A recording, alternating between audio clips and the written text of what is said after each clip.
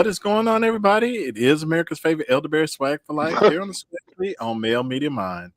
As always, broadcasting live from the great state of Tijuana in a bunker 6 feet under the ground with a cat and a sewing machine. And I'm not sure what's going on tonight, but let me go ahead and bring on the panel tonight.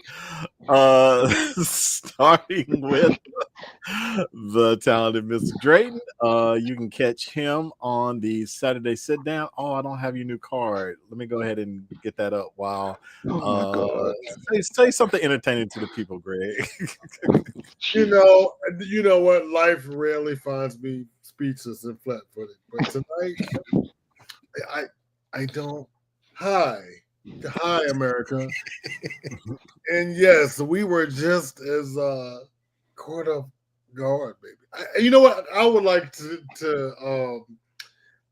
pass my greeting on to Thursday nights on Cream Diggler. You can catch him Thursday night, 7 p.m. Eastern Standard Time, right here on this very network. And I need for him to get just a camera of his own, close up of his own, please, so we can just take this. Dr. Diggler, how are you? Hi, how are you doing? I'm in my Don't tell me it froze. Did it freeze? No, he's fine. It froze. It did freeze for a second. My bad? You're back. You're back. Please, Okay. Please continue to tell us about your that you're in.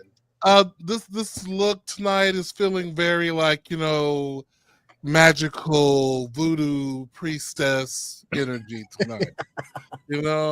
She's giving.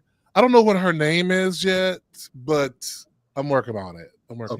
Also, I was fortunate enough to be turned on to a new podcast with you and your husband. It is fantastic. You guys never cease to entertain me. We don't have a card for that, do we? Do we have a card? We do not, but I'll try to get one right quick if I can. Sure. Join him and his not new husband, but his now husband. They do a podcast, and it is severely entertaining. I just want to squeeze both their cheeks on their face.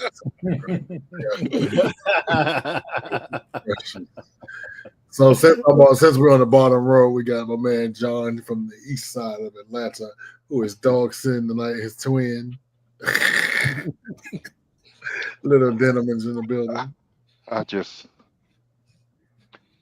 have no words. I mean, I came on tonight wanting to have just a wonderful, show and talk about topics, laugh, kiki. And I look over and I've seen this green goblin over here with this bad weave. And I thought this was, I mean, are you about to lip sync for your life? Because, I mean, it's giving Drag Race. Speaking of goblins, how's your mom? Oh my. Well, she's doing fine. She's visiting your mother in the swamp, and they're having tea. I'll catch that, bitch. She's always welcome, slut. Mm-hmm. Fix them ends, ho. Oh wow, God! You don't need to fix the ends, bitch. It ain't that serious. You fix them ends with them unsnatched edges. Oh my goodness!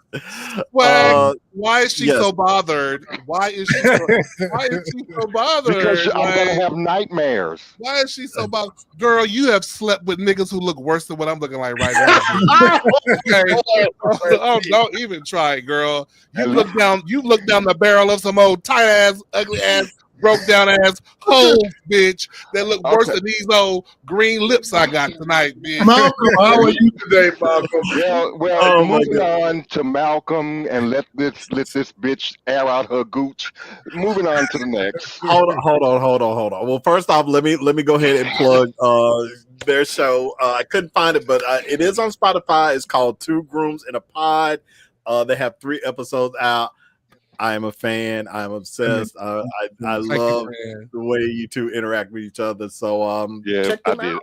I enjoyed it too. I catched it. I have to go ahead and say, yeah, it was good. It was Thank you, It was friend. I very good. appreciate Yes, you. You're welcome. some claps for that. Exactly. And it was actually Shannon's idea. He was the one like, why don't we do a podcast together? And I was like, okay, let me think about it. What a pig. Industry is fantastic. I love it. I love it. Again, that's I do too. on Spotify. And going back, you can catch me on Saturdays at 12 p.m. The talented Mr. Drayton with the Saturday sit down. It's the Saturday sit down with Mr. Drayton. How are you today, Malcolm? I'm great. I had a nap. I'm hydrated. All right. There is something, you know what, though? I'm going to pass on the napping. There is something said when a bitch take a nap. That's the last thing I was saying to SWaG about 4 o'clock. I was like, perfectly timed, too. I was like, woo! Like when you wake up right at the end of your sleep cycle, it's just right there. You're just like, right. But you can catch Malcolm's on Wednesdays at 7 p.m. Eastern Standard Time, and of course we cannot forget out in them Instagram streets, our resident get ready to go in deep tonight. John, you can catch him on Instagram at the Double J Chronicles. John, how are you? Well, I already said hello. I mean, I'm sorry. It's fine. It's fine. I mean, we got the Tales from the Crypt over here on the other side, so I'm good. Listen, Bone Keeper, okay? Ain't nobody worried about you tonight, okay? We're gonna be kind to our castmates. But I'm going to stay respectful. I mean, no, girl, bring it. I'm here for the violence tonight, girl. Bring it. Bring it. What you got, I'm gonna throw it right back, bitch. Not like them old loose ass bottoms you be fucking with, bitch. Come on. Wow. Shit. Woman wild out loose. Woman wild out loose. Good afternoon, sir. Oh boy. Good afternoon, Demon. How are you tonight? Demon says it looks more like Rambo. I can see it. I can see it. I would say more like Glambo, not Rambo. Mr. Albanese, welcome. Glad you're here. He says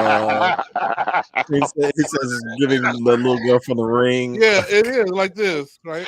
Yes. I can see it, yeah, girl. Oh wow. Yeah. What is the native war breaker you doing the show? Oh God, I was really trying to keep it from going there, girl. I thought about that. I didn't want to be accused of appropriation. Okay. Right. Well, still says, come through, Pocahontas. Thank you. Oh Lordy. All right. Well, let's go ahead and get things started. What an interest. What a way to start the show off tonight. So let's just go ahead and jump right into it. This first clip is really, really, really short. I apologize. I had a longer clip, but apparently the creator of this clip got a lot of heat for it, so she took it down. So I had to snipe it from a couple other people. So it is very short, but let's go ahead and watch this clip, and we're gonna talk about it. Time for that baby stuff. Stop it. Stop the tears. Stop it. I love you. So basically, a lot of people came for her because she was yelling at her child, telling him to stop it. That boy's not supposed to cry. That's you're a big boy now. You need to stop crying. But a lot of people have an issue with that clip because it's like, why do we constantly keep saying that boys are not allowed to cry, or that you too big to be crying like that? You're not a baby. Grow up and stop crying. So I kind of wanted to bring it to the forefront because there's a lot of men out here who are not in touch with their emotions, and My thing is, and I always have said this, is like when it comes with dealing with emotions, y'all really should watch Inside Out, because that is a clear example of like what you do, what happens when you try to suppress your emotions or don't pay attention to your emotions. Your emotions are there for a reason. But what is this fascination that we have, especially in our community, of telling boys that, well, you're a big boy, you're not supposed to cry. Boys don't cry. You're not allowed to cry. See, but that serves. I can. Well, here you go. Don't send me no fucking emails and text. Listen, but that serves two purposes, because you don't.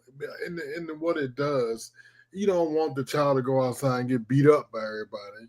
So you gotta. It's kind of teaching survival skills and emotions at the same time. I mean, it's a fine line, but you have to teach a child, boy or girl, to defend themselves, and you can't just fall apart at the sign of trouble. And you be like, oh, when it's time to cry, it's time to cry. But when you're in the middle of a fight, it's not time to cry. You need to assess. You need to size up your opponent. You need to find out how you're gonna whoop their ass or get out of the trouble that you're in. So, I mean, it's a fine line. As a parent, it is a very, very, I'm very. going to co-sign the talented Mr. Drayton, because as someone who grew up very tenderhearted, as my family would call me, and would cry. That is the name of it. Tenderhearted. Okay, who would cry at the drop of a hat, who would cry if you looked at me wrong, who would cry if if I disappointed you. You have to, but it is a fine line, because you have to teach them when and where it's safe to cry. Yeah. And you have to teach them how to control it, because if you don't, then they turn into the bitch who cries at work when they get frustrated, right? They're that bitch who's just like, oh my God, things didn't go my way at work, in front of the boss and in front of the coworkers, and everybody looking at you like she crazy because she don't know how to manage her emotions. And so you do have to, and for the not getting your ass kicked part as well. But yes, I mean, you have to manage those emotions, because I'm gonna tell you what, I'm gonna guess anybody. Has anybody mama said, don't come in your house, come in this house with your ass beat? You better go. My mother was famous for looking out the window. And if she saw you getting your ass whooped, and if it was more than one, get your sister. But if it was one, you better go back out there and defend yourself. Now, in today's comment, that would be seen as cruel and unusual, and why are you subjecting your child to that? But a bitch learned how to fight. I had to fight my way. You know what I mean? But it taught two things. Like, even with my own kid, he's tenderhearted. But I was like, there is a time and a place to be tenderhearted. There's very much... there's safe spaces to do that at home, express yourself with your family. But you got out there. It's like with Mean Girls. When she first went to high school, it was like the jungle out there. Malcolm, I'm interested in what you think. Yeah, I mean, I hear what you're saying, and I get the intent of it, but I don't think you actually are teaching the thing that you think you're teaching. I think all you're teaching is how to hide it, right? Which is, I think something someone can learn on their own when they get embarrassed, because you don't have to teach how to be embarrassed when you show your emotions inappropriately at school or something, right? Like you get the message pretty easily. I think the only thing that you're denying them is a safe place to express themselves. And so now that so my problem is that is, how do you deal with the emotions, not necessarily how do you hide them, right?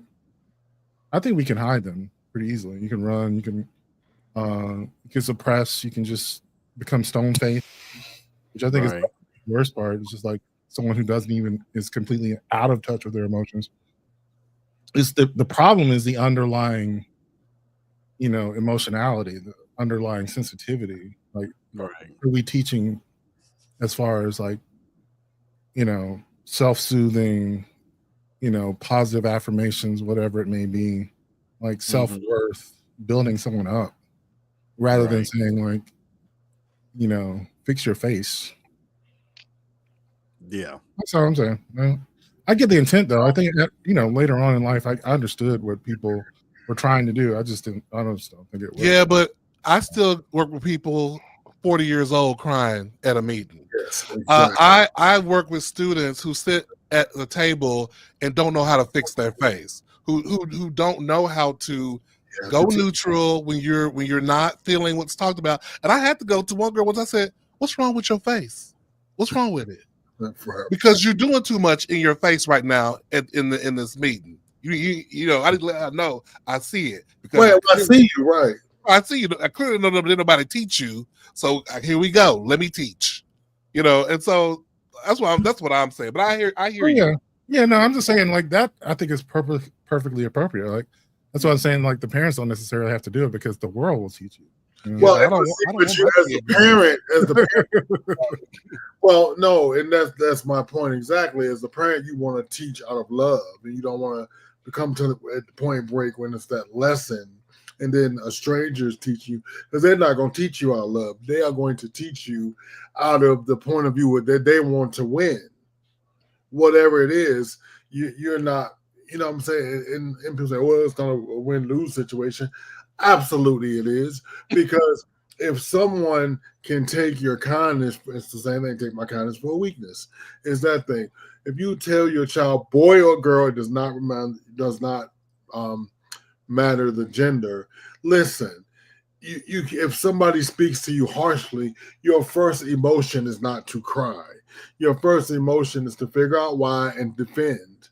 That is a taught lesson. That is not something that the person, I in my opinion, let me take that back. It's not something you should learn on the fly. SWaG? No, I want to hear from John. He's been awful quiet. I want to hear from John. What's your take on this? My parents never told me and my brother, big boys don't cry out or anything like that. And none of the kids in our neighborhood, well, the only ones that I heard that being said are the ones that lived in the projects. But as far as in our neighborhood, I never really heard none of the mothers say that to any of the kids. Now, if I'm fighting and I'm crying, usually my crying is my superpower. I'm going to fight harder because I'm crying. And that's my brother too. If we were fighting and we starting to cry, that means bitch, you better run because we finna really go off on your ass. Bitch, you start windmilling.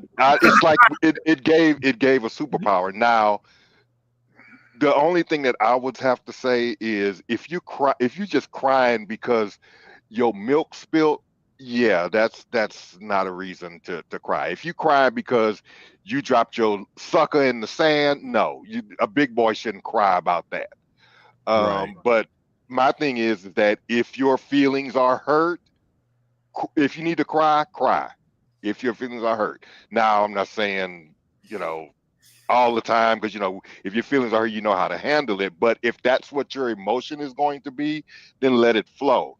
I just feel that saying that to a child all the time, every time, all those things while they're growing up, it's going to get suppressed. And then when they finally are away from somebody saying that, it's going to all come out all at once. It's just going to be a little bit more difficult to handle. So to me, it's okay to say it every once in a while for the right things, but not for every little thing, every time you see your son drop a tear. And looking at that video, there's this guy on Facebook and his picture is going viral. He has on a t-shirt, and on the t-shirt it says "Black mothers ruin black boys." And this kind of thing with her yelling at him or whatever the case may be, I think this kind of what he's talking about, even though people vilified him for that shirt online. I mean, he got tore a new ass for that shirt. But yes, he should. I'm just saying though, to me, in my growing up, nobody in our family ever really said that. I've heard it, but it wasn't something that was ingrained in. And this is just my experience. I'm not saying it's everybody, but this is just how I see it. Gotcha. My mother never phrased it as "big boys don't cry." She never said that to me. She exclaimed and she said, countless number of times, you want to be the one that's in control of your emotions, point blank. Don't ever let somebody see you, even if you fight. You stand there and you think strategically how you're going to fight. Don't lose control. Don't lose emotion. And she was like, you come home and you tell me about it. We'll cry together, but you think about how you're gonna whoop ass or get out of the situation. You know what I mean? You have to talk your way out. You have to fight your way out. Either way, you're gonna think your way out, but you can't cry your way out of it. You know what I'm saying? Just point blank. And I seen that post with the guy with the T-shirt, and that's very unfortunate that he said that he feels that way or wears that T-shirt, because I think the 90% of Black mothers do a fantastic job. As 70% of them, 65% of them are single mothers, and they're doing a fantastic job. They're doing the best they can. Women, Black women are trying to raise Black men, and and I don't know where the Black men are off raising somebody else's kids, undoubtedly. But I mean, it's just one of those things. Like, I think that I am Malcolm. I think I'm on chapter 12 of God. When does God see me? And she gets into that explicitly about homophobia and teachings of the Black church, and how the church uses sexuality and masculinity and femininity for women, how they take that and use it as a trope that you have to be this certain thing. You know what I mean? And I think that I was going to say, like, there's a portion of me that just felt like you're embarrassed by your child when you see that, you might be wanting to teach them, not to cry in front of other people, but you're also like, you're a pussy. No, you embarrass me. Like, I'm ashamed of you. No, nothing to do with embarrassment. It's about survival. You have to teach survival skills. Like, listen, when the child gets old enough to reach the stove and common sense, 6 or 7 or 8, the first thing you teach is pancakes. If something goes wrong and both of your parents are dead in the house, you got to wait for the authorities. This is how you call the phone. This is how, you feed yourself. It's just survival skills. Go ahead, John. I hear what you're saying, but I think not all parents are like that. Like, I'm sure I've told this story before, but I remember a cousin of mine. She used to have this nervous habit. It was just this thing about her twirling her hair and sucking her thumb. It was just something she did. And she would get beat within an inch of her life, and then was told, now stop crying before I give you something to cry about. That's not somebody who's trying to teach their child to not, to defend themselves. That's somebody who's just being cruel. I'm not saying all parents are doing what I'm describing, and I'm not saying that all parents who do what you're suggesting aren't validly trying to teach their children to, like, hey, the world is cruel. You gotta, be this way out in public. You can't be like this. I'm just saying it doesn't work. I feel like, and I've said this a lot, parents aren't given a handbook on how to raise their kids, and sometimes they're just doing what they were taught, and doesn't necessarily make it right, doesn't necessarily make it wrong. But my thing is just, your emotions are there for a reason. I just feel like you should be given an opportunity to express them in a place where you feel safe. And if you can't do that at home, then where can you do that? But like I said, you bottle it up until you get away from home, and that can lead to other problems. Well, that's probably these parents want to know why their kids don't want to have no contact with them. Well, I think we're saying the same thing. I am saying home. You teach home is a safe place, but not when you're there. Is no room when you're in a fight or flight situation for all that emotion, and and I think some children are just hypersensitive and hyper emotional. You always make home a safe place to express whatever you want within reason. But you gotta practice it at home, right? Practice it, exactly. Yeah, you don't just get out there on the street and just know how to do it. So, like, I totally empathize with everything y'all talking about being sensitive and doing it the right way and everything. But, like, kind of going back to what Greg was saying about survival, like, Black children do not have the luxury of not being in control of their emotions in public. Like, we don't have that luxury, and so you need to teach it with love on how to do it, on how to manage it. Okay, all right, I gave you 5 minutes. Now it's time to let Okay, it's time to stop that. I'm gonna tell y'all something. That's a wonderful world that y'all describing. White people gonna try you. White endowment, they're gonna try you. And your 16-year-old son, your 14-year-old son is looking like a 23-year-old man to a white person. They immediately think he's a menace, and they immediately think he is this. He's a robber. He's a crook. They automatically think these things about your child. So you have to give your child that lesson when they leave the house. Listen, home, call home. It's always safe. You let us get there and do the adult fighting. But you just arrived back home alive. You do whatever you have to do to get back here. That's it. We'll take care of everything else. Don't do a goddamn thing. Don't move. Just be like, I need to call my motherfucking parents. That's it. Push the button. Do something. You know what I mean? Something. Just arrive alive. That is it. That's the total goal. Well, all I know is my mama knew how to check me and my brother without emotions, without even saying a word. Right. That look. Right. Yeah, Exactly. Right. She look at your ass like that now. That's why she used that crux button. That look would have made me start crying when I was there. Oh, you look at me funny. D says if Cousin It ever showed his face, it would be Cream with the good hair. I like it. Tender-hearted. That's funny. Cream, you trying to get that part as the girl from The Ring in the next Ring movie. Better what voodoo got you in. Okay, her black uncle showed him. Yama, I don't even know what it is. I'm not going to chant that, whatever it is. Right, you might conjure some spirits. Right. No, some incantation show up in my living room. Fuck that. No, thank you. Right. I have a problem with her putting it all on social media. That part. Right. Yeah. That's pretty bad. Yeah. That part, Mr. Taylor. Whatever, Mr. Taylor. Yeah. That's it. And like I said, she did take it down, so she did get a lot of heat for it. And rightfully so. To beat your ass. Here comes crying. I sure will. I'll fuck you up. If I'm crying and I'm fighting, I will fuck you up. That is literally a whole genre of TikTok video of parents embarrassing their children. Yeah, exactly. It really is. Yeah. I wasn't, Mr. Taylor says I was a sensitive little boy. I wasn't a crier. I internalized some stuff. Yeah, that's why you came on looking like Jermaine Jackson when you was Oh, Lordy.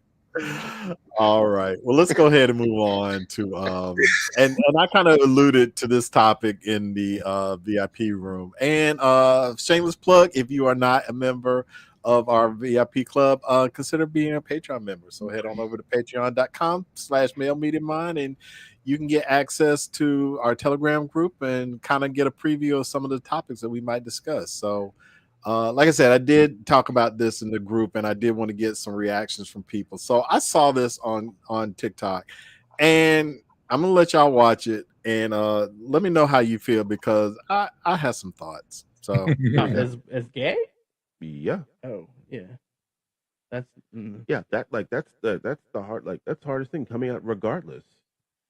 No. No. That's not hard for that was hard. That was the hardest thing you've ever had to do? Was come out? At In least what have aspect? at least have the self-realization. I mean, come on, this was early 2000s. Wait. How old were you when you're talking about self-realization? Yeah, this was the early 2000s. How old were you? I don't know what that means. I was The 17, early 18 years old. I 2000s? was 17, 18 years old. Before you realized you were gay? Yeah. Oh Lord, you're a late bloomer. Oh Lord. I like him. I like him because whoever raised him is a realist. Now he's probably one white person that I don't think is a racist, but what's the question from that? SWaG? how do you feel about what he's saying? Where he's expressing that coming out was one of the hardest things he had to do, and this guy's like, "That's the hardest thing you had to do." I agree with the white dude. I'm like, well, I can see kind of where the white dude may not understand that because in the black families, it is going to be extremely harder than white people to come out. bitch, I'm not white. Also, don't you know any gay people had the struggle coming out? Like, Right. like I get it's not your experience, but like being so shocked, like, wow, that's difficult. Like, But no, I'm just like, is that the hard? But the white boy's gay too, right? Or Yeah. no? Yes. Mm-hmm. Mm-hmm. My thing is, go ahead. Well, I was just like, I mean, I totally understand the whole thing would come out. I had to take myself back. It's been so long, right? And trying to recount what I was going through, and I you know, but yeah, in the crib. It was a difficult time in terms of like being in the church and all that stuff, and wanting to go to hell and all that shit. Right. You know, so I wouldn't say it is the most difficult thing, but it's one of them. Yeah, it was one of one of them. You know, But Yeah. but at the same time, it is more challenging for blacks than it is for whites. Thank I you. will acknowledge that as well. But I mean, it's just, and this is true. I'm I sorry. don't know. There are some really conservative ass white people. You're right. You're right, Malcolm. I was going. But like, they're fucking Mormons and bullshit. You know them? Yeah. I was going to give an addendum to that. You're right, but I'm gonna tell you though, they tend to curb that shit when it comes to their kids. You know what I'm saying? Like former Vice President Cheney, you know, he was a conservative. He curbed that shit when his daughter was a lesbian. You know what I'm saying? Right on the curb. You know what I mean? Right. And it's something about when they're showing. Go ahead, John. I was just going to say, but they're also on the black side, and I'm pretty sure, if not all of us, they know somebody that their family members might have made homophobic jokes, calling the neighborhood, I was about to say it, the neighborhood gay person, the neighborhood sissy, that he funny, don't stay around him, he like boys, because I heard that in my neighborhood. So Right. how are you going to come out and say, oh, by the way, you know, the neighborhood sissy, I'm one too, girl. But anyway, you know, you just can't. Listen, I mean, nobody said it was but I mean, I guess because I'm old and there were tougher things I've been through at this point in my life, I think I'm speaking from that. But so if I have to go back like Cream, I would say at that time, but there was no real, I think I'm really fortunate, I say this all the time, there was no really coming out. I think my mother just told me one day, "You just nasty," and she just left, and she started laughing, and she just walked out of the room, and that was it. And then you know, she was more, but that's also like when my mother did it to me. Right. They know, of course, and they know that we're scared to tell them because of how it is in the black community. So it's still a challenge. Right. I think she was more surprised when I told her I was getting, or I had got married. I told her after I got married. She said, "What the hell?" Okay. That's what that was. Okay. All right. Okay. So full disclosure. So this is what I said. This is the comment that I left on this video. I said, not sure why you would question how hard it was for somebody else to come out. Everyone's journey is different, especially for black men. I applaud him for speaking his truth. Because that is my thing. Like, coming out is extremely personal. And like, I've never like tried to shame somebody for coming out late, or for people who don't even want to come out at all. It's like, it's different for everybody. Now, my story, when I met my former partner, that's when I decided I was going to move in. And I'm like, well, I can't have people. I didn't want people to think we were roommates. I didn't want people to think we were special buddies. Like, I wanted people to know who it was. And as a result of me doing that, I was basically banned from coming into my mother's house with him. They was like, don't come here. You're not allowed here. So it's different for everybody. Luckily, we're in a better place now, and I'm welcome there with open arms. But at one point it was a little dicey. But not everybody gets the experience that I have, because some people get thrown out of their house. Some people are still not talking to their parents now as a result of that. And I just felt like he kind of treated it a little cavalier, like that's the hardest thing. Like, and again, it is different for different people, and I'm not one to tell somebody, oh, well, because it was so easy for you, it should be easy for everybody. You just need to tell everybody. Not everybody has that luxury, and so I just felt it was a little dismissive. And like John said, I'm kind of leaning into the Black community aspect of it, where it is. I mean, there are some people that would rather your child be dead than be gay. I mean, it is what it is. But can we talk about special buddies? I want to know what it was. Yeah, you know how they be saying around in the family. Yeah, I know. Ain't Jackie bringing her special friend Barbara? I mean, Greg, I make no secret that like on his program, I'm listed as the special friend. Oh, really? Yes, that is a reality. Yeah. So like it is a thing, and that wasn't. I feel like I was definitely like better than that, but that's the way some people will handle it. Like, that's the way the family. It's the dirty little secret that nobody wants to talk about. So Black market and all that shit. I would have been up in there. No, we was fucking.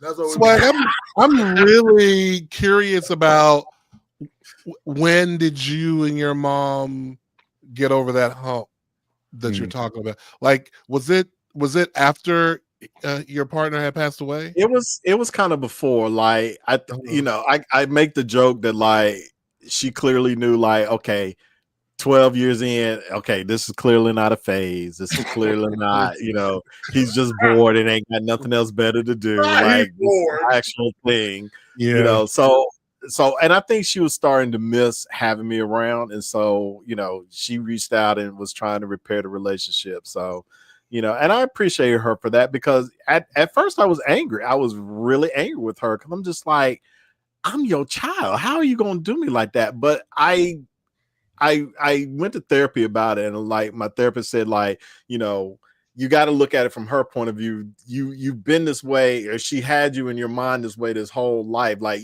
she imagined you being married and having kids. She was going to be a grandmother and all this other stuff. And like in one split second, all that was taken away from her. She didn't really get a chance to process that. And so it was kind of unfair for me to kind of demand it. Like, you just need to just get over it, lady, because it is what it is. So, and now she's a part of your show. Well, yeah, and then you gave her a grandcat, so you all right. I think she'd rather have a grandkid, but the cat will suffice. You can get you a kid if you really want to get one. You can. I don't want to really get one. I know. I ain't going to be burned in all kind of amber. But as Greg says, kids are sticky, they're dirty, they're messy. True. Let me tell you something. I got enough of that with T'Challa. I don't need another human running around here that I got to clean up after. But I'm gonna just tell y'all the truth. Like, that shit is overrated. Like, dude, like, I was thinking to myself, I could have been doing something else for 16 whole years, and I was so lucky that he went to college early, because I was like, well, goddamn, you know what I mean? Someone's like, well, it's a blessing when they grow up. No, because the nigga don't, we all right, but he on with his life. You know what I'm saying? He come drop off these little ragged ass kids. I'm like, oh no, bro. Just want a babysitter. No, you know what I'm saying? And I don't know. I think especially, I don't know. And I say that about marriage too. Like, why the gays are so, and I understand that, but marriage is hard. You know what I mean? And it's hard. It's really hard with two men. And I understand everybody wants to be treated the same. And I was like, this is the hill that the gays want to die on, marriage. I was like, ooh, pick a new one. Well, apparently not, because now they're doing thruples and quadruples and all that kind of stuff. So I love it. It is what it is. Going back to the clip, did you say that the two of them are a couple in that video? Mm-hmm. Yeah, that kind of surprised me. That I think the part that shocked me is that you hadn't had this conversation at some point. They had it, but sometimes you got to rehab it for the podcast sake. I guess it's just like. It is very dismissive, because I get it. Like, that's the way I felt. I felt like it was really dismissive. I'm like, and this is supposed to be your That is true. That is true. Regardless of mature point of view. It's very. It'd be different if they were like total strangers or they were just good friends. But it's like that's your man, and that's where you come to your man. Listen, there's room to be insensitive to your man, okay? Please. Okay, so you're going to see it on our podcast, so girl. Don't you take any lessons from here. Some things like that one could be like straight up trauma. Although Chris, I will have to say the second episode, y'all were talking about lessons you would teach the younger gays, and you were all Shannon like, no, you gotta give me some details.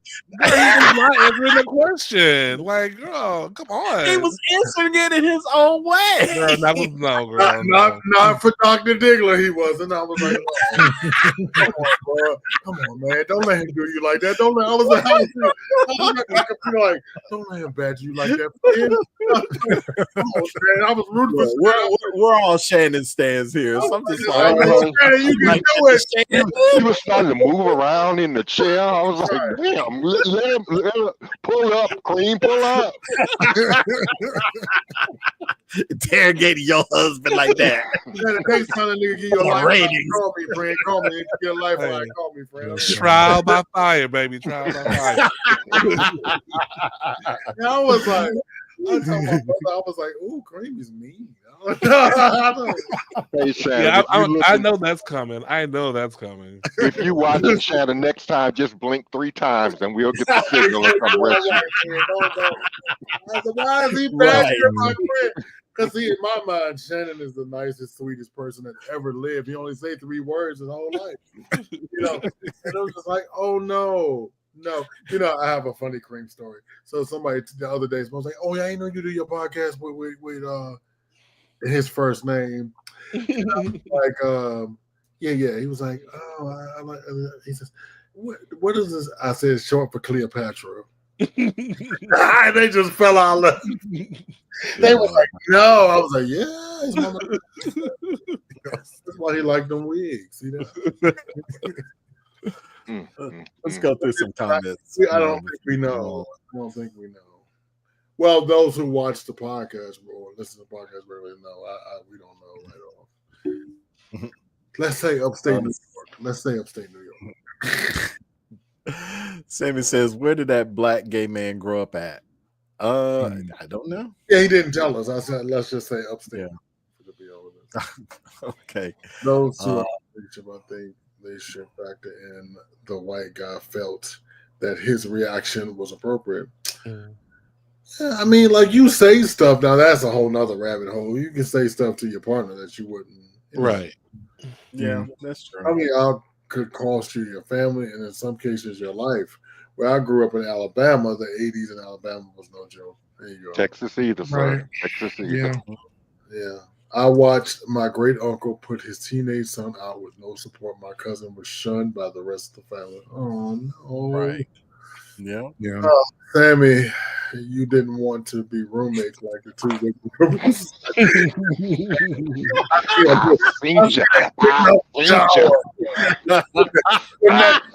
All in the shower. She was like, come here, baby. Put the child.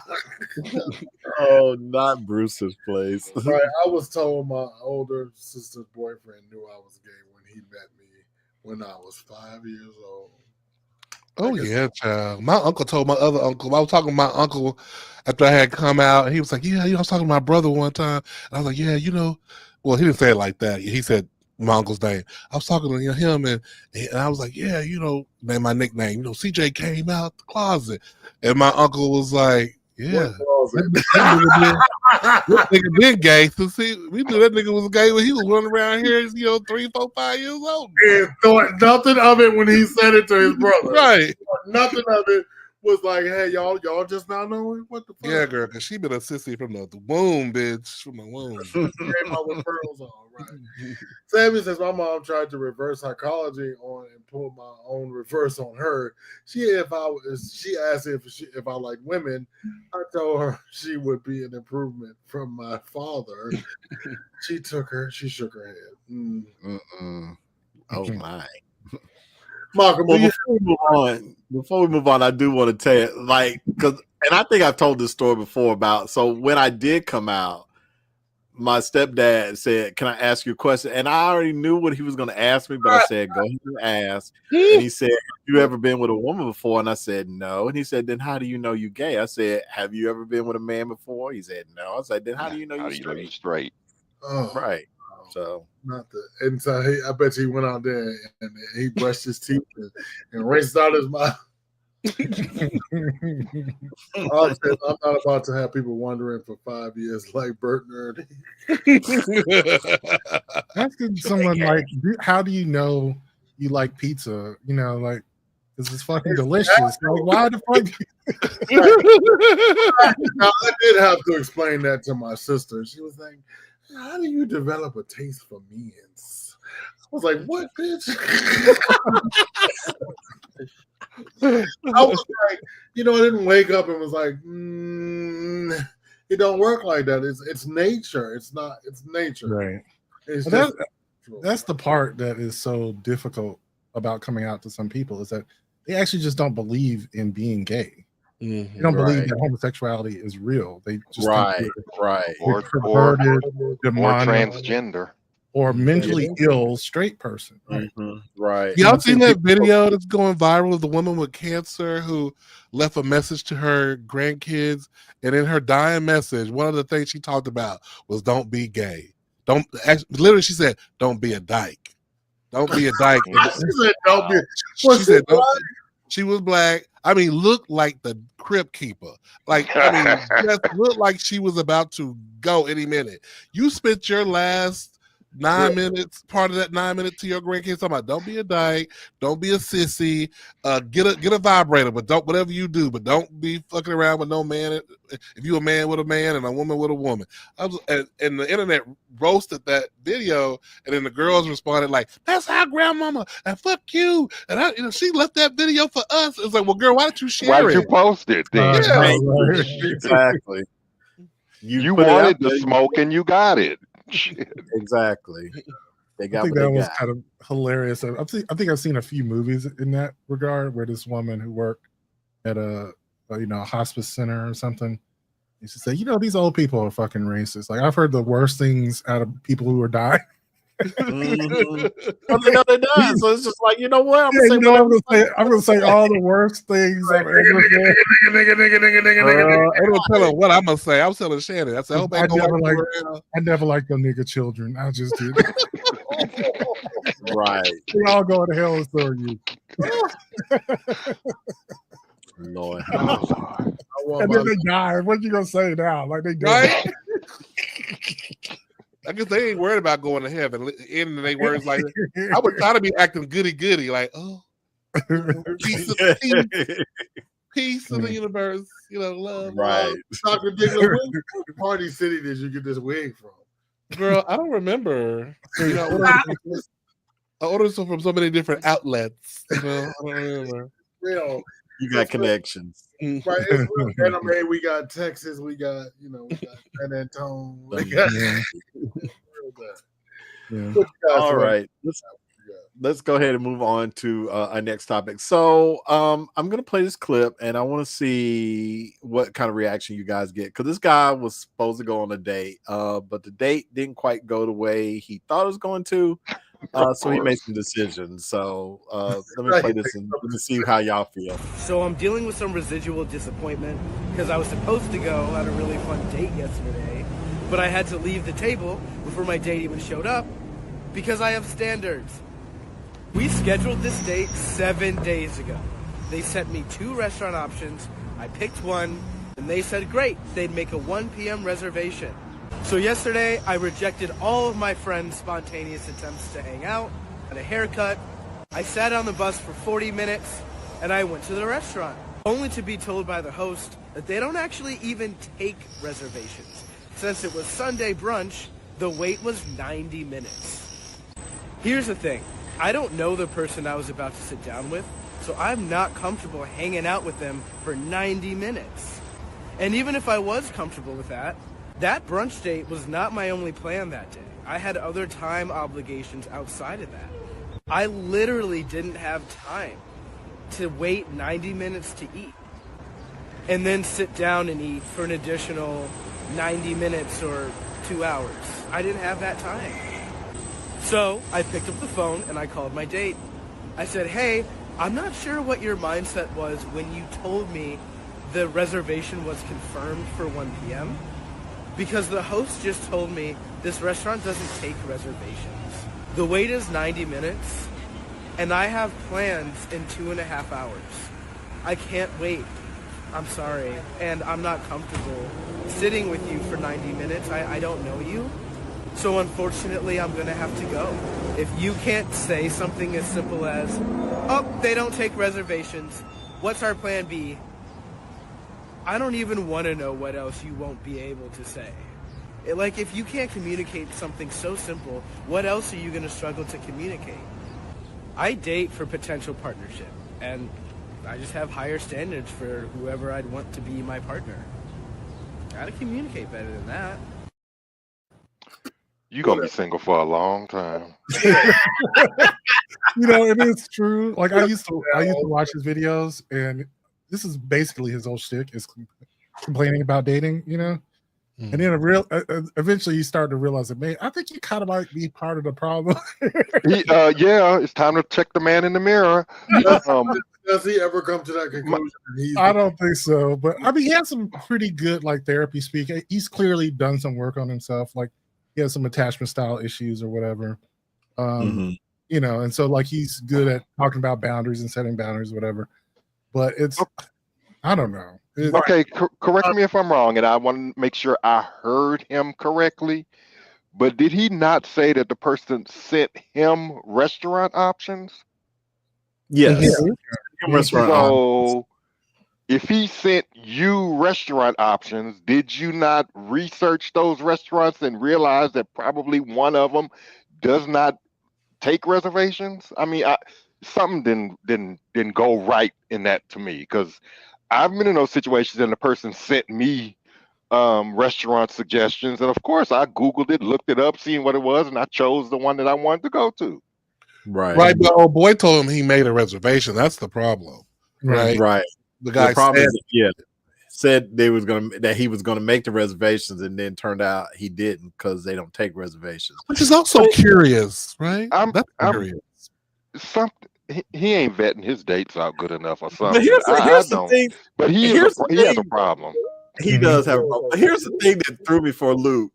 So he says, I don't know you, and I'm not comfortable sitting with you for 90 minutes, but you were willing to meet somebody you've never met and eat with them. He met him on Jack. 90 minutes to an hour, but just sitting there getting to know you for 90 minutes, that's the bridge too far. I was just like, but I agree, that's part of the date. Like, you're supposed to get together so you get to know each other. And if you feel like it's not working out, okay, well then you can jet. And here's the other thing is, if I'm having a date with someone, I'm clearing my calendar because I don't know how the date is. You don't know where. I don't know what's going to happen, how the date's going to end, if it's going to go 5-6 hours, if there's going to be D at the end. I don't know, so I'm not putting anything else on there.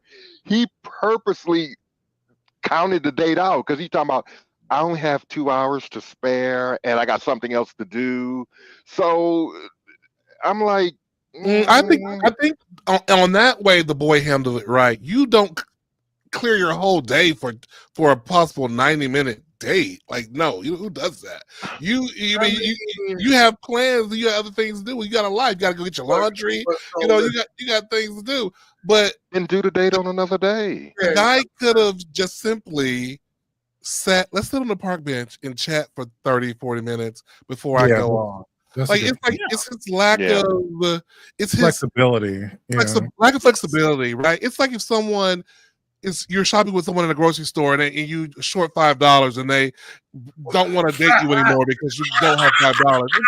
It's like that. That's not the same thing. Look here, McGilla.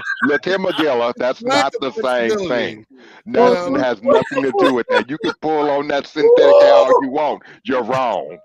But no, I think you do have a point, though. Let's say that they didn't lie about the reservation. I think, maybe they were just thinking usually it's clear we don't really need a reservation.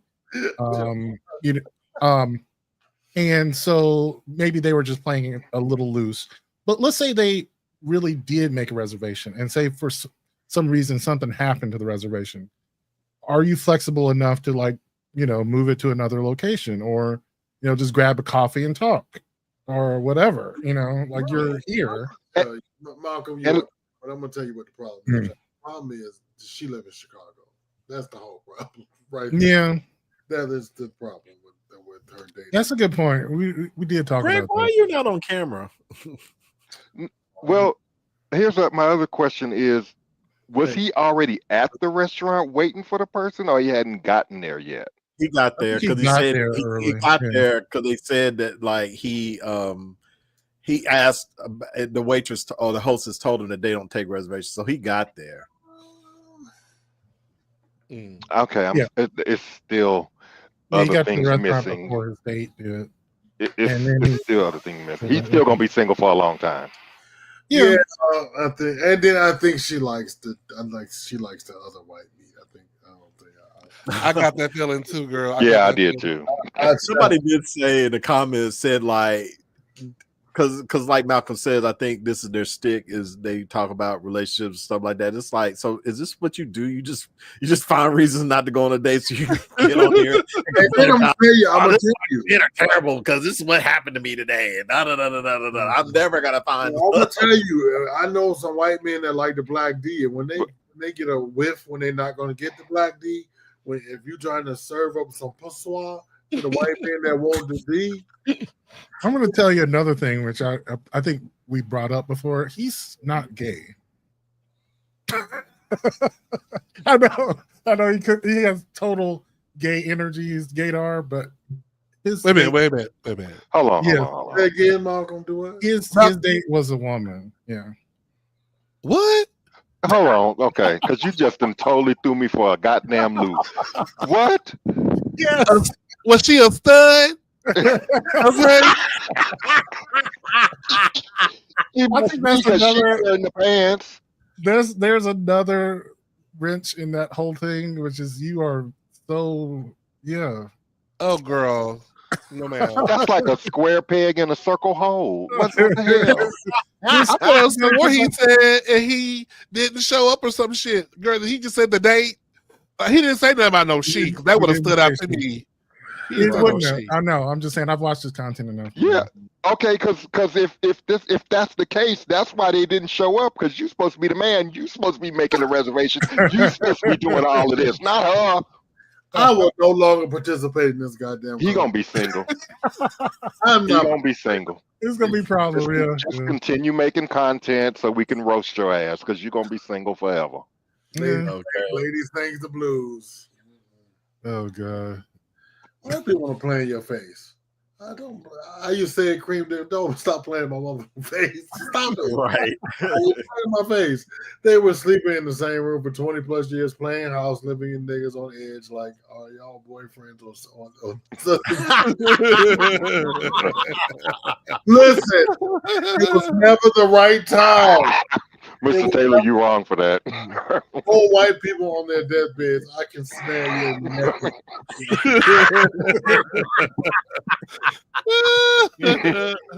Oh, God. Taylor go to bed. Not the common denominator calling everyone out in his video. Those who can't do right.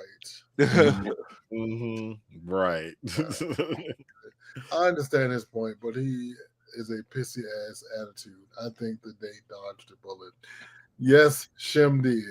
It's like one time when I had first moved to Houston, and I met this guy online, and we were going to meet at like a chain steak house or something.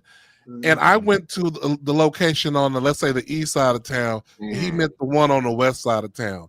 And he was like, "Where are you?" I'm here at the I'm at the thing. No, that's the wrong location. I'm not playing these games. I'm not here for these games. I'm like, games? Bitch, there's no games, girl. I'm here. Like, what are you talking about, girl? Yes, I was like, Oh, And Jesus. and Did she- you ever run back into her again? And it's like I dodged. she's been running to by a lot of people since I met her. Oh no! And she had a huge scandal with some fraternity materials and stuff. Oh, I know her. Yes, it was her, girl. It's her. Whoa! I thought I had found me old big tall old nigga girl. Save it for Patreon. Save it for Patreon. I want to hear this. Patreon.com. I was going to bed, but I'm gonna stick around. Oh God. I'm no longer sleepy. Sammy says, so you have time to eat a possibly 90-minute meal, but can't wait 90 minutes to get to the meal. Plus, part of meeting is to gain comfort with them. If not, then win. Exactly. That's what I say. The problem is her date has a vagina. Facts. That's it. I would have those standards too if I was dating vagina. I do. Unmeetable standard. Our audience is smart, educated people. Oh God. Unattainable standards. Oh, God. She showed up and she was wearing a white dress after Labor Day. I'm out. Oh, shit, I'm on white open toe shoes. What the fuck? I'm out. No. This whole smacks. I can't take it. She chewed with her mouth open. I'm not doing it. I am just like, that is the whole problem. I would like to apologize to our audience for playing in y'all face. So, I would like to know that y'all, we respect y'all more than we know y'all. Oh God. The whole problem is she has a vagina. A date shouldn't be a pastime until you have something better to do later that day. And that is my other thing too. You can have other things planned in your day, but if you are out there trying to meet somebody for marriage or whatever, give it some time. Right. Like, because they did say, like, I'm dating for a potential partner, but you can't give me a partner in 90 minutes? Like, really? But I am curious, the quick poll. Now, if you have a 12 o'clock lunch date, are you not scheduling anything else for the rest of your day? No, see, that's New York. No. See, that's New York. No, I am, because that's New York dating. New York dating is I'm gonna meet you at 4:30 and dinner is over. Lunch is over at 6:30 because we got other places. Both of us probably have other things to do. That most of the time in a bigger city, that's how it goes. Now, if you're in a smaller place, you can kind of little, except here in Atlanta, because they try to, after they go eat, they go fuck somebody else. So like, you get the tab and somebody else get the pussy. But that's another thing. But I think you shouldn't be pressed. Whatever you have to do later should be flexible. It should. Right. You should make plans, maybe potentially. But I think if you're dating, when I was in the street, I used to love to date because you got to be interesting. I got in trouble with this before. Inviting people out and saying, I'm dating. I'll pay. You know what I mean? But another panelist told me I was baiting, switching people, when all I wanted was a steak and a potato. But you have to set the expectation. Like, no, we're not going to bed. No, we're not doing any of this. But we don't even have to all that. Nigga, we meeting at 12 o'clock to go to brunch and to get to know each other. And then when brunch is over, bye, it was nice to meet you. Like, especially and when I was saying I don't plan anything else, that's for evening or night dates. If it was a lunch date or something like that, of course, yeah, you got 2 hours, whatever. But for night things, that's what I mean. That's just clarify. Okay. I met John at work, and on the third visit, he was bringing me candy from the dollar store. That's because you couldn't go nowhere. No, we're not gonna do that. No. I'm gonna make the point, John. I'm gonna make the point. So, but some people couldn't take that. Like, I tried to be nice. They told somebody we was boyfriends. They told SWaG I was their boyfriend, and I'm like, no, I bought you some soda one time because you said you was thirsty. I was just like, he was thirsty, Greg. I was like, who? I was like, who free? So it's all it depends. Some people are super thirsty, but I think if you're dating, you should make time for a date. But you should do other things. Sammy says, plus, who goes on a 90-minute date? It's possible. Yeah, definitely. It's like you go on coffee dates at Starbucks. Like, hey, let's meet for coffee. So that way, there's no expectation of time limit, and it's like, oh well, my coffee's over, so it was nice meeting you. I don't want to fuck you, so I'm going to leave. All right, it's like that. Pick and choose on the streaming services. He's going to the dollar store. He's dating. All right. Yeah. Okay, you gonna attract what you get with that. Yeah, I think I've also seen people say they reject the coffee dates now too. Why would they reject the coffee dates? What was it over? Because they feel like you're being cheap, and it's like, I deserve dinner. I'm like, okay, whatever. Really? I don't think I want to date somebody who has that kind of attitude about a first time meetup. You know what I mean? Yeah. Right. I love coffee. Yeah. I don't. Yeah, I do too. You're in it for the wrong reason, sis. Yeah, you trying to get a free meal, bitch. I'm just trying to get no. Yeah. Now, I've been there too. DC is very much like that. DC. Yeah, I think there's a tendency to compare, There's like, feeling that they're being undervalued, and they're saying, yeah.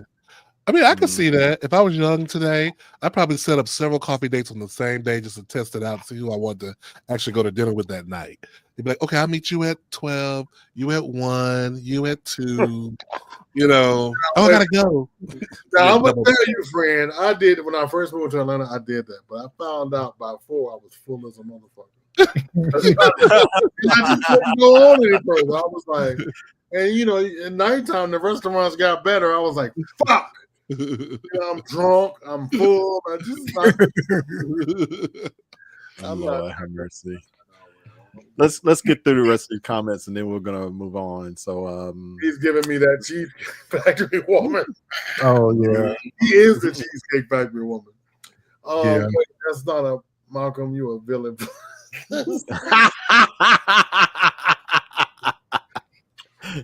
Listen, Malcolm just reports the news. He's not, Yeah, that is gay. He has not been delivered. Dr. James, you are correct.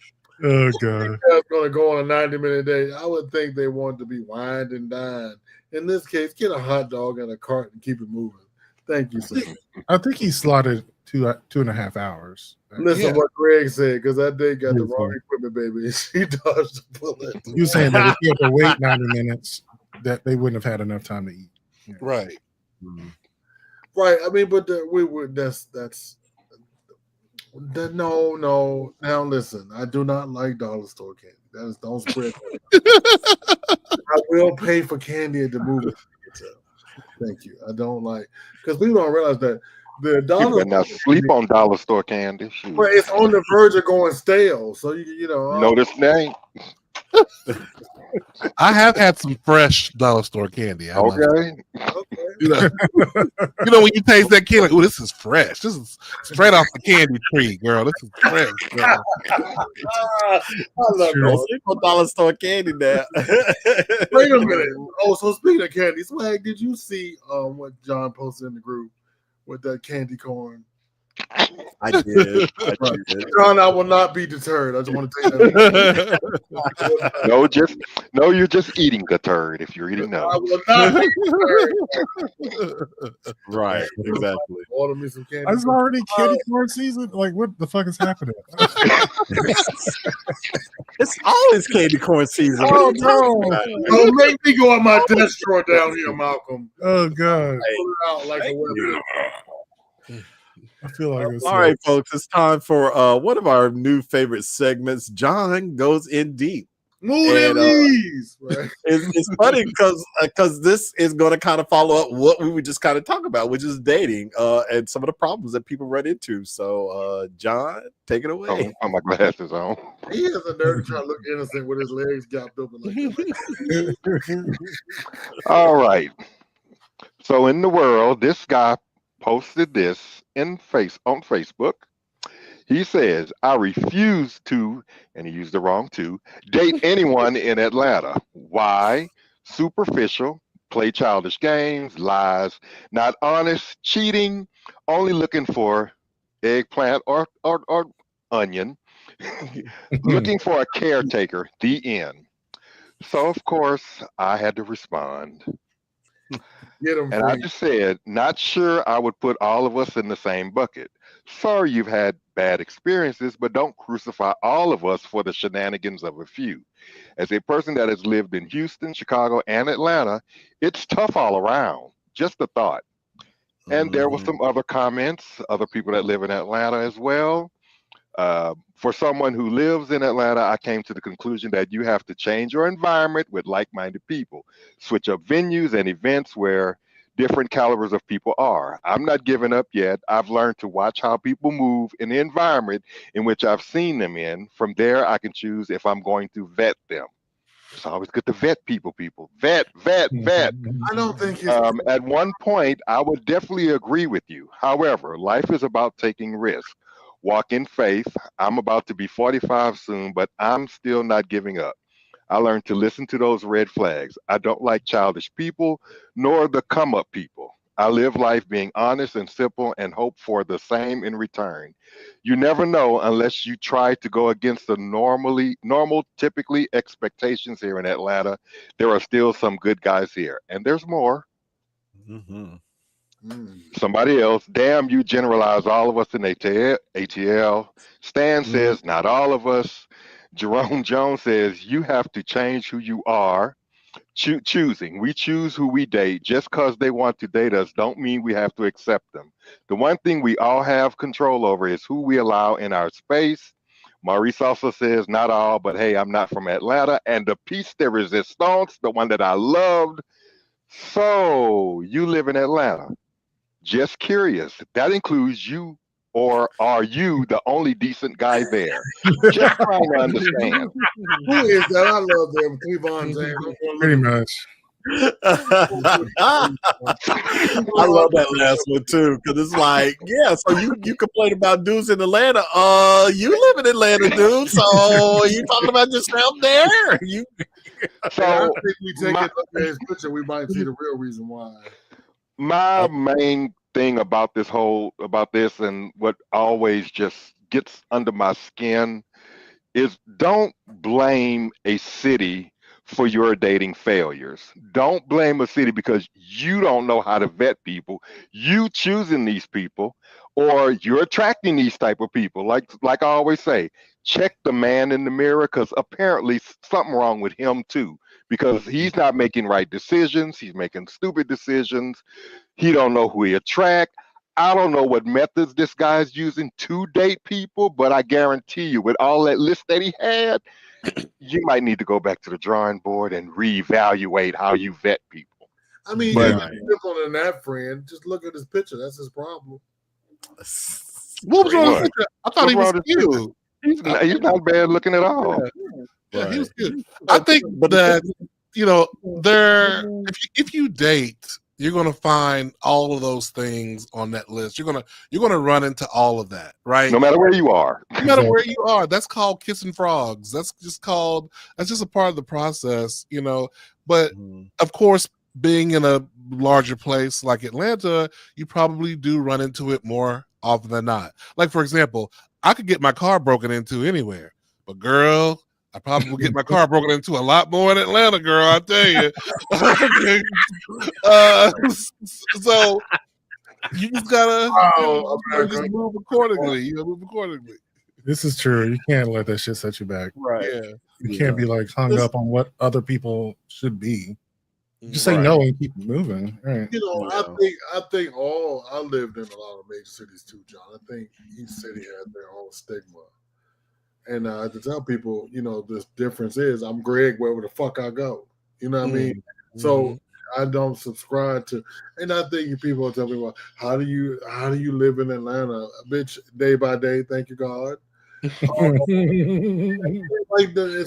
like it's in any other place. All like gay world is not that big. You know what I'm saying? And the other thing is, you have to be what you expect or what you want. You have to, you know what I'm saying? You cannot ask someone to be something that you are not. That is just dreaming up, is what I call it. You're dreaming up. You want this man that's masculine with good credit and good dick, and he's educated and he has a cat, a dog, and no children. But you got bad credit and so typing skills. I know somebody for him in Atlanta that he might could meet up with, because I know a guy he's all those things, but he's versatile. He's very versed, and he said that's the problem. A lot of the girls they're not. The girls are not versed, so he's having I really have a hard time taking you serious, which is making me. I can't look at you. I got to turn the camera off. I'm like, okay. Lord have mercy. But when John was sharing with this, when John was telling me about this earlier, I said, yeah, because like the guy is shaming dudes in Atlanta. I'm like, you can ask anybody anywhere, and they would all say like, "Oh yeah, the dudes here the same way." You can probably find dudes in Virginia that are like that. You can find dudes in Washington that are like that. I know in Charlotte, you could probably find some people that be like, "Oh yeah, that's the dudes in Charlotte. They're trash." Like it's gonna. And be I'm that I'm sure Malcolm can find them in a smaller area that he's in. He's in Albany. They got them too. They're everywhere. They like roaches. So you just gotta know how to. Again, you got to know how to vet. If you know what you want, ask the right questions. Put out the correct expectations you want in a partner or in a dating partner, and stop just because I bet you he probably going on all kind of apps. He don't know what to ask. They done showed him dick, ass, whatever, and so he went for it, and it was trash, and now they trash too. So showing him all his money, and now they done took it. In my opinion, he's doing something wrong. Right. Now, he probably has a type. He probably has a type, and his gaydar needs some fine tuning. Now, y'all know mine is sharp because I won that game. But I mean, maybe I should go ahead and take him under my wing. I don't know. Maybe I should reach out and he can go to John's dating school. Take him out for coffee. See if you like take him out. You know I might. There might be a love connection. I can take him grocery store shopping and see how he shops, and if he ain't got too soon, girl. Too soon. Does he buy the name brand chicken nuggets? I guess my whole point is that people have failures, but they want to blame something else or somebody else. Right. When it probably should start with you. Yeah. You got to get comfortable with yourself and saying no. I mean, it's rough when you really thirsty. I mean, that's what it's at the end of the day, you're frustrated. Yeah. Yeah, because each one of those lists is probably one person he done been through. Basically, yeah. But just the devil's advocate, I was talking to a friend of mine the other day about, he's 40 something, and he's like, I just can't seem to find anybody. And he's out there. He's, he dates. He sees people. He gives people chances. He doesn't have a type. Blah blah blah blah blah. He's doing everything right, but he can't find nothing that's sticking. And he's just like, I just don't know what I'm doing. And my advice was just, well, girl, just keep trying, girl. That's all you can do is just keep trying. But it's just no magic formula. Right. If you do all the right things, it still doesn't mean it's gonna happen. Right. But at the same time, his right may not be my right, and it just don't match. So right might be left. Shit. So, but I'm not gonna yuck his yum, and he should not yuck mine. Thanks, Malcolm, for that phrase. Yeah, another one I always hear is like, it's necessary but not sufficient, right? You got to do all the right things that's necessary to do it, but that doesn't mean that you're going to actually get what you want because you do all the right things. Right. And being a bitter bitch about it is not going to help. Just be honest. Like you need to have something else going on in your life that yeah, and complaining about it, even if it is true. Like if you just feel this way, it's also a good idea to keep your mouth shut about it. Yeah. Right. No one likes a negative Nancy. Yeah. No one wants to hear that shit. Somebody could be like watching you on social media thinking, oh, I think I might be in him. And I was like, oh, damn. All this shit. Oh, God. You need different niggas by that comment. It's like, whoa. Yeah. Hit the sound, SWaG. What is it?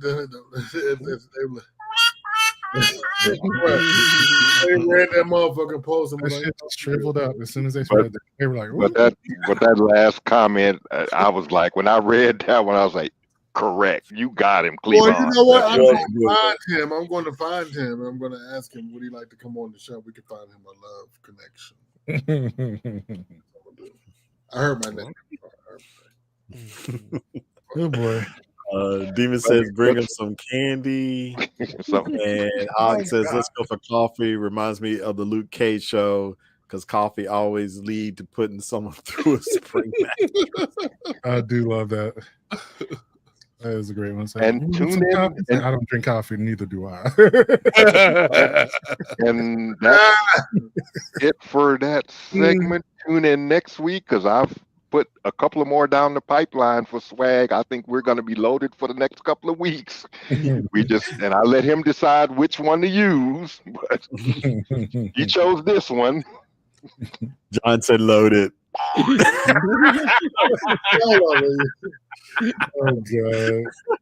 And speaking of that, it's time for Gadget and Doodad Tuesdays. Yay! Now, the funny thing is, because John called me earlier today because he, was giving me his topics and stuff like that. He said, "You're not going to talk about Apple stuff today." I said, "I promise you, it has nothing to do with Apple today." But I think you still will be intrigued on this one. So let me go ahead and play this right quick. So this isn't necessarily something for me, but it could be for you. This is the Solus Pro. It's an AI-powered remote control male masturbator, and it is not waterproof, but it is water resistant, so don't take it in the hot tub with you. The top is made of silicone, and as you can see, there's a hole for, you can guess. One of the most interesting features about this product is that it actually can sync to your video content. So over here they have a demo that's showing non-adult content because we are in a public space, and you can see how it is identifying certain movements, and so that way it can stay in sync with your toy. Now this product doesn't just sync with video content, it also syncs with open world RPGs and virtual reality. Solus Pro is detachable, so you can take it on the go. It starts at $200 and it is available now. And Solus Pro also has the ability to sync with other Lovin's products, so you and your partner can be in sync. Bitch. Run out and pre-order yours today. Oh god, we're gonna be so basically, if I have a partner and I decide to buy this and we want to have phone sex, he can have the device and I can have the model and I could be over here doing this and he can feel it. Is that what she's saying? I don't know about that part. All I know is like That's if what you're it watching seemed a like. video, and there's something going on the screen, you can sync it up to mimic. I got that part, but when she said the part about you can sync up with your partner, that's what I meant. I think that's the one you can control. Yeah, I wonder how far it goes though, John. Right. Like, is it just like across the room? It must be an app. It must be an app. Yeah, have y'all seen that app where the boy is got it in his booty and somebody's watching on like Facebook. Oh yeah. Just controlling it. I just have had really bad luck with like fleshlights and those kind of products because I don't know, like that kind of material it's just I don't know, I don't know. It's just like a turn off. The using feel it. of it. Yeah, feel of it, the smell of it. It's just like, girl, I just rather use my hand, girl. Just do that, and it's less work. All it's that clean up.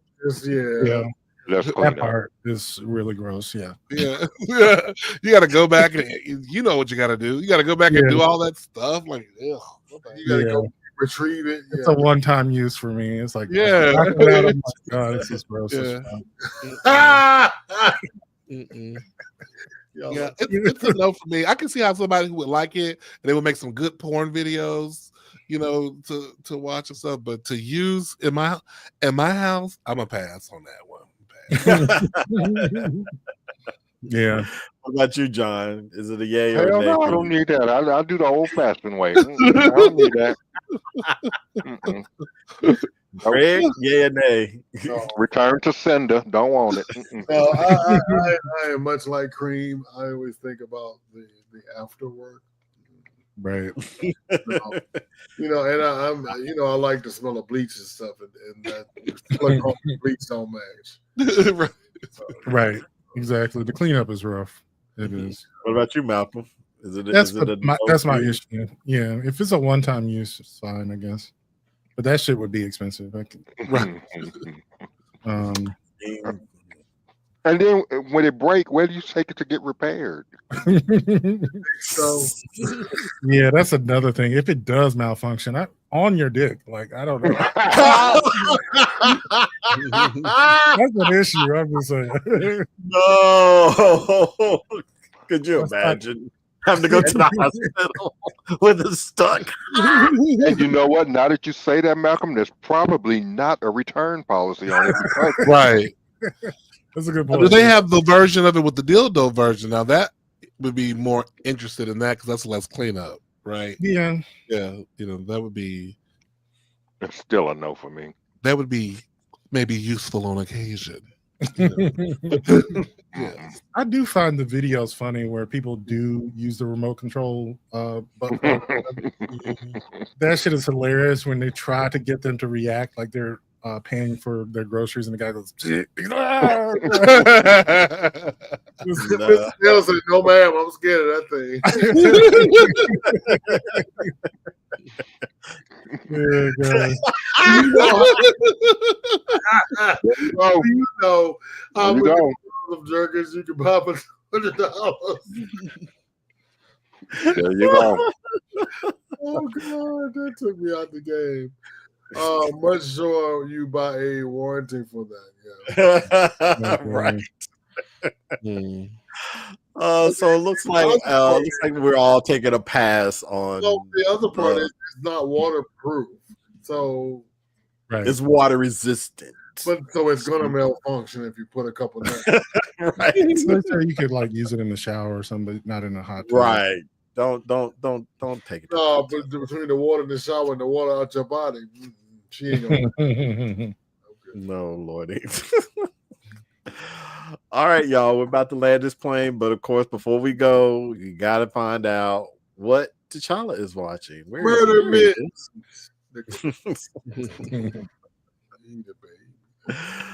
All right, so let's take a look and see what T'Challa is watching this week.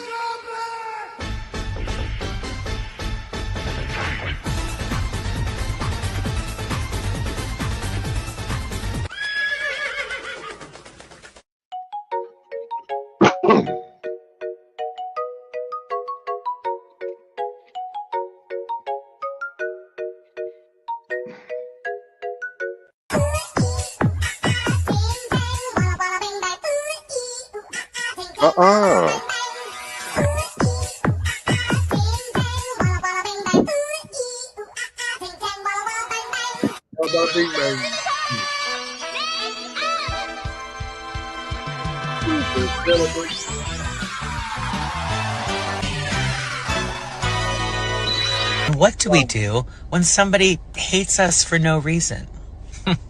Give them a reason. And his name is John C.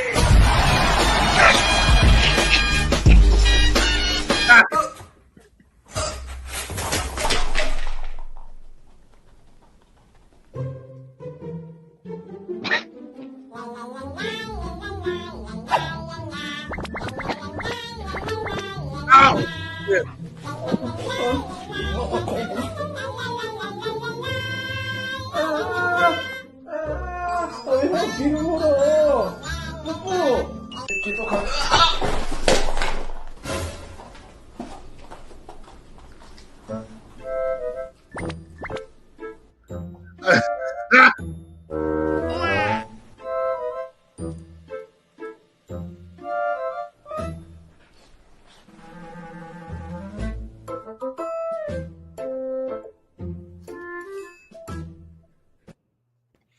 So the dog is more loyal than the cats. The cats wanted to eat the food before they checked on the human. Let's just say if I ever fall, T'Challa would just be like, well, you know. If I run out of food, I'll just nibble on him. Oh, Lord. Unfortunately, that's the thing that happens. I'm trying to keep T'Challa out of trouble. It's suspected that T'Challa may be vandalizing the new soap. So Greg has signed up to be his cat attorney. Because I don't think he's doing it. I really don't. That's my boy. That's funny. My boy wouldn't do no shit like that. But then what did you say at the end of the call? He probably did. Thank you. I was your stepcat. He's good. He's still taking to like wanting to go outside and shit, and for a hot second. But then as soon as you walk outside with him, he run back inside. Go to the front door. I asked SWaG the other day, does he at least go to the garage? SWaG was like, nope. He doesn't. Oh yeah, he loves the garage. None of that bullshit. No, my dog don't like to go outside either. Believe it or not, Chester's like, when it snowed here a few weeks ago, that nigga held his pee for 2 days. I'm like, nigga, I know you. And that nigga was like, not me. Yeah, buddy. Look at that. Oh, look at him. So he's cute. so ugly. Y'all kind of match, don't y'all? Y'all got the same hairstyle. Y'all got the same hair. We do. He does have good hair though. let me tell y'all what happened today. You know how some black women, you hold the door open for them. They don't say thank you. You give them a compliment, they may say, "I got a man," something like that. Well, one of those happened to me today, this afternoon. I was in Walmart, Dollar Tree. In fact, got my little snacks, Dollar Tree. So the woman passed by. She had a nice outfit on, smelled nice. I went up to a compliment. I said, "I just wanted to let you know that you're a very pretty woman and you smell nice." She looked at me and said, "I got a man." So I looked at her. I said, "I do too." Perfect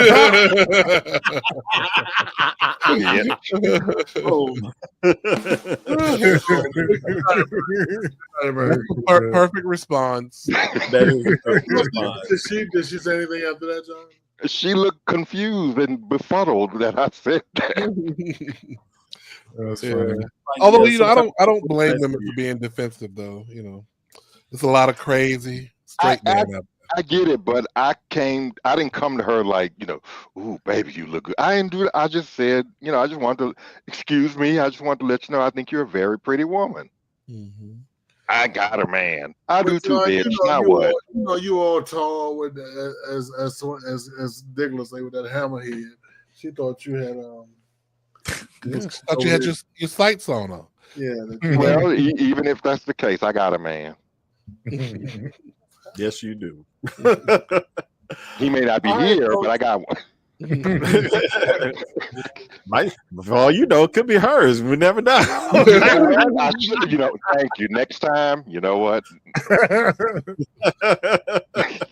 That's funny. All right, folks. Well, that's all that I got. So if you enjoyed what we did tonight, come back tomorrow and tune in to Malcolm.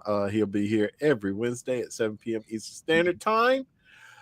Check out the Diggler Digest with Cream Diggler and Friends. We'll be here on Thursday at 7 p.m. We never know who might show up. I'm sure Cream will have some character he's going to try out for us. So we'll just have to wait and see. Don't forget to check out Greg on Saturdays with the Saturday Sit Down. Greg, do you know what you're going to do this Saturday? No. You don't? Okay. Well, we'll find out. We'll figure it out. So join us on Saturdays at noon. Devon is still on hiatus, but you will be able to catch him on Sundays at 5. If he does not do a live show, we'll have a rerun for you. And again, Devon, you're on our thoughts. We miss you, buddy. Don't forget to check out John on those Instagram streets at the Double J Chronicles. Don't forget to check the Bearcast. New episodes drop every Friday, not Thursday. We're going to have to fix that. Don't forget to check out the G Spot with Gregory, the talented Mr. Drayton. And of course, don't forget to check out Cream and Shannon on the two grooms in a pod. I'm sorry, I wanted to say two pieces of pod. Grooms in a pod. I'm sorry, but we'll get a placard for that as well. So, and I will see you all next week right back here on the SWaG Suite. Before you go, one of my friends who's watching the show, he didn't comment, but he said, "Why does Cream have on that 42-inch lace front?" Girl, don't be jealous of my boogie, bitch. Okay? You can say that you are not, but I always see you looking. Don't be jealous of my boogie. Okay. And with that, we're gonna go ahead and head over to Patreon. Patreon members, check us out for the after show, and we will see you all next time. Be good to everybody.